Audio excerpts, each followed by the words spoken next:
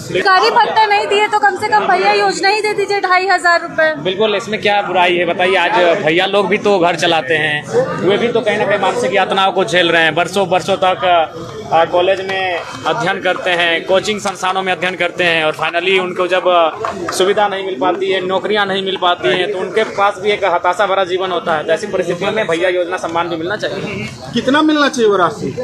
कम से कम एक संतोषजनक 4-5 हज़ार रुपये तो मिलने चाहिए, जिससे कम से कम एक स्कॉलरशिप के। कहाँ से लागी जयराम जी? मैया तो ये जब आप मैया सम्मान योजना में आप नहीं समझे तो बाकी भी आपको समझना चाहिए।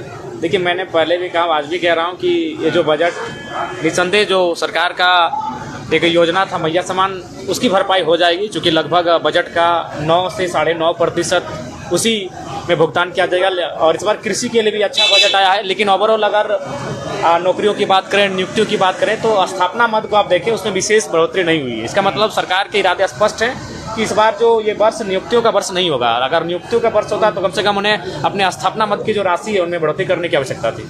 लेकिन जिस तरह से मैया सम्मान योजना में जितनी रकम चाहिए थी 56 लाख से अधिक लाभों को, उससे बहुत कम है, करीब 10 लाख कट जाएगा ना। देखिए, अभी धीरे धीरे जैसे समय बढ़ेगा तो बहुत सारे तर्क देकर उनका कटौती किया जाएगा। उनके बहुत सारे ऐसे सरकार प्रावधान खोजेगी जिसमें कि जो लाभुक हैं, जिनकी संख्या शायद 50 लाख के आसपास है, उसे निश्चय ही कटौती किया जाएगा। जयराम जी, निशिकांत भी बोल रहे हैं कि झारखंड को इस्लामिक राज्य बनाया जा रहा है। देखिए, सबसे पहली बात, निशिकांत दुबे जिस क्षेत्र से आते हैं उस क्षेत्र में हम कभी रहे नहीं है, उतना उस परिस्थिति को जानते नहीं। झारखंड क्या है कि पूरा झारखंड एक नहीं है। भौगोलिक दशा से अगर हम लोग पढ़ें, सांस्कृतिक दृष्टिकोण से पढ़ें, हम संवैधानिक दृष्टिकोण से एक हैं, लेकिन अगर भूगोल की बात करें, संस्कृति की बात करें, थोड़ी थोड़ी भिन्नता मिल जाती है। कहीं एसपीटी कानून है, कहीं सीएनटी है, तो कहीं विल्किंसन कानून है, तो पलामू का क्षेत्र फिर एक विशेष रखता है, तो छोटानाग थोड़ा विशेष है, कोल्हान थोड़ा विशेष है, संथाल थोड़ा विशेष है।